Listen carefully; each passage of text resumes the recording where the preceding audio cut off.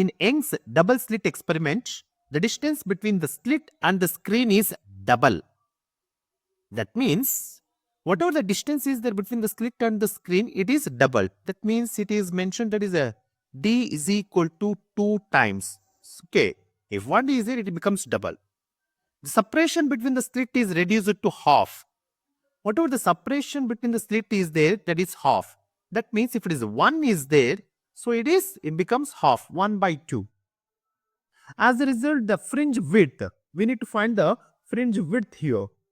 Okay, then we know here that the fringe width is given by, in a double slit experiment, the fringe width is given by, that is a beta is equal to lambda d divided by small d. Okay, and the distance between the slit is reduced to half. That means this d, small d is there. Whatever it is reduced to half means it becomes d by 2. That means d that will becomes d by 2 and capital D will becomes 2d.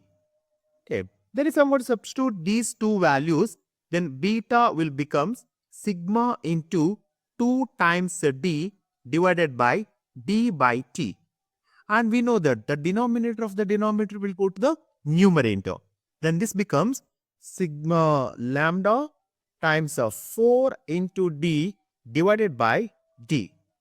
Then we can say that if I'm going to take, this is the equation number 1 and this is the equation number 2. By comparing these two equations, then when the slit distance between double and the slit separation is half, then the width will becomes 4 times.